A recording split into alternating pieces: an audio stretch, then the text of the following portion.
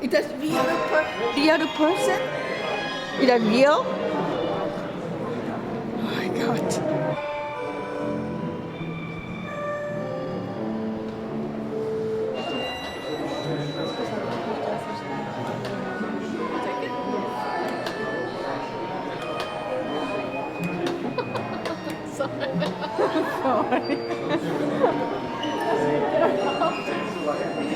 That scared the bejesus out of me. Good, Thank you very good. much.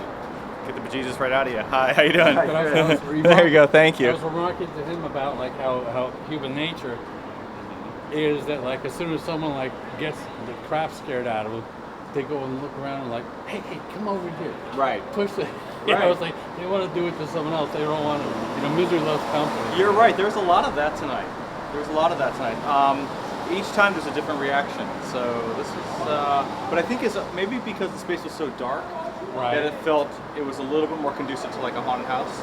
Right. But sometimes when it's a brighter space, people feel a little bit more comfortable to gather and then explore it a little bit more, like look at it and see, wait, how does this box work and what's going on, and then often like different personalities show up. So like the sadist, the flirt, the extrovert, the storyteller, like all of these people show up. So.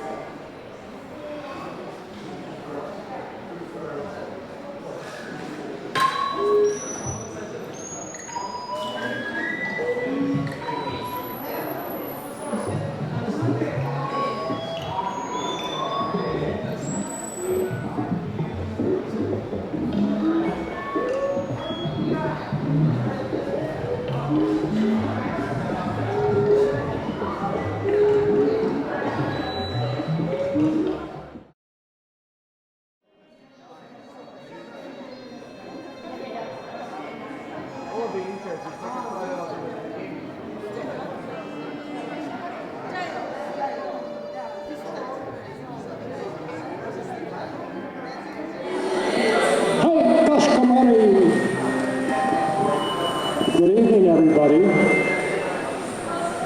Welcome to the Williamsburg Art and Historical Center, located in the trendiest neighborhood in the world today, and probably the most expensive.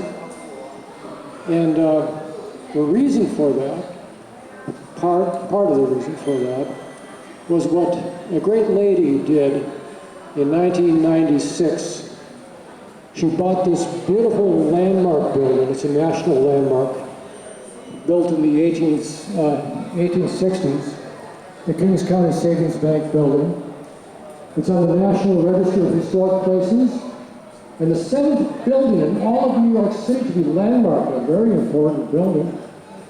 The richest men in America banked here are the Morgans, the Vanderbilts, the Fisks, who built the financial edifice which built the great America. Can you imagine that? 10% of the wealth of the United States resided in Williamsburg, Brooklyn in the mid-1860s. And that wealth was here in this bank. That's quite an achievement. In 1996, when Yuko bought the building, the neighborhood was dangerous. Gangs roamed the streets. Any of you who walked down the street at night would probably be mugged, possibly murdered. Drug deals took place. There were burnt out cars on the street. Very dangerous. Yuko discovered Williamsburg in the 1980s, actually, and she bought a very inexpensive building because nobody wanted to buy property here. And she fixed it up, mostly by her own labor, what little money she had, and rented out to artists. And, well, other artists were finding Williamsburg too. They found empty buildings where they could live free without paying rent. They came from Soho, which was being priced out for them. A lot of noise in the background, but I hope you can hear me. In any case, what became a trickle of artists became actually a scene, and that was the Williamsburg art scene. And people discovered, oh, the artists are living here, they're creating wonderful things, they're having parties at night. So not only artists came here, but then people came at night for the parties. And then the doctors, the lawyers, they discovered it. And then the real estate people found out about this thing, mostly after 1996. In 1997-98, the borough president, Howard Golden, said that Yuko Nii, by her activities in this building here, creating an arts center and stabilizing this area, and by building these artists, buildings, has transformed all the northern part of Brooklyn by her activities, and he named her a Woman of the Year. Great.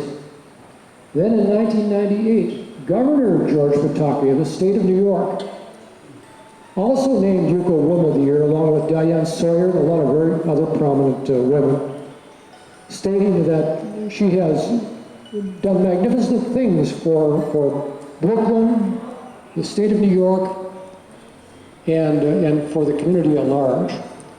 And that's not the last honor she received. Most recently, Marty Markowitz, our prior borough president, a great borough president, who continued the trend of transforming Brooklyn, making it one of the greatest boroughs to live in New York City, also named Yuko Woman of the Year. And Tracy Boylan, city council members, gave her an award, naming her, a wonderful citizen of the great city of New York. And most recently, a couple of years ago, Pratt Institute, which is one of the greatest art and architecture schools in the world, from which Yuko graduated with an MFA, also honored her. Might have been her greatest achievement for outstanding service to the community. And what they mean by the community is the art community, not only of America, but of the world. And this is an international art community.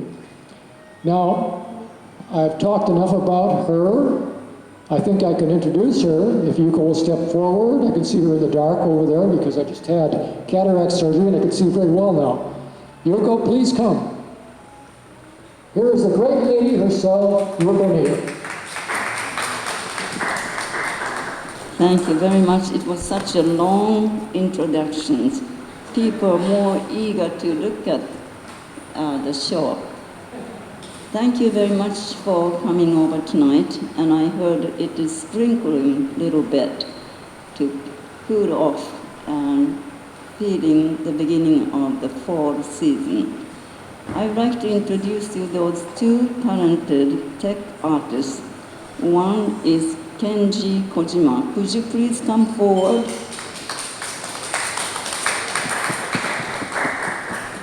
Kenji Kojima, Kenji-san, is the one who produced this particular project. And if you want to say something, it is just amazing creative work. and you want to observe, to hear, and then to understand what's going on. I don't want to go on and on, but I want you to say, thank you very much for Kojima-san for this production. Okay. Thank you very much for coming tonight. I'm Kenji Kojima, artist of this work. It explores the relationship between visual and sounds by computer program. The original artwork is a computer software. It's captured to video file for this exhibition.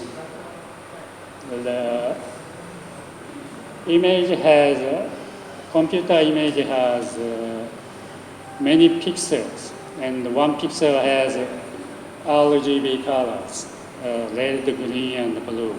And every color has numbers 0 to 255. And my program made 120 to middle of middle C of the musical note. And note length was determined by brightness. And the program makes a score, then MIDI instruments plays a music.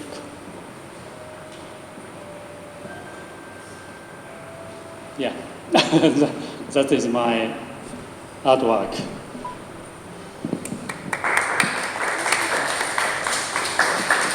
Okay, thank you very much. And the next one is according to the alphabetical order. Oliver Warden or Egon Zippel. Oliver is hiding behind the box. Please go and take a look at what he has created. How many of you have been surprised to see the amazing piece inside of the box? If you haven't seen it, there is a mysterious man who is right there. So the next one I'd like you to meet, Egon Zippel. Please come, and he has a special small room to exhibit his own pieces. Hello everybody, thank you for coming. My name is Egon Zippel, and I would like to thank Kyoko, Sato for introducing me here. And just briefly, my work, I don't have a comprehensive theme, or I don't have a topic that I follow. I really like to realize ideas. And so here in the back room you see two pieces I made. I like to collect what other people leave over. So one piece is abandoned bicycles in New York, which is like everywhere, but I thought I'd present them in a special way. And the other one is a piece from the 90s with Kodak carousel projectors, where I collected leftover slides. When you developed slides, you always had a leftover which were thrown away. And I collected these to make a 3 carousel slide projection. And there are 80 by 80 by 80 slides. And they are not synchronized, so you have 500,000 possible combinations. And sometimes they create a perfect horizon, but mostly it's a broken horizon, which is kind of a metaphor for our daily life. We hope for the best, but very often it's interrupted by unexpected events. Thank you very much.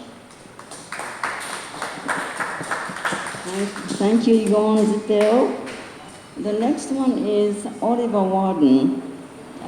Okay, those who haven't seen his project, an untitled box, number 2, can be seen and can be surprised to see his work. So today's show is a high-tech artist exhibition, and which we never had this kind of shows before. So we are very pleased to have welcoming you, and please bring more people to enjoy the show. Thank you very much. Thank you.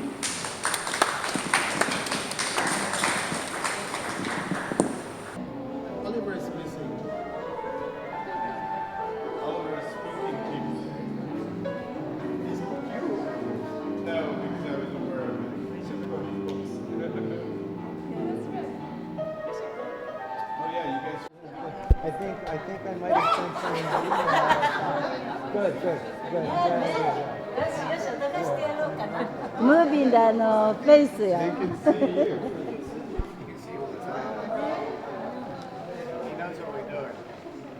I wonder if we could take a selfie.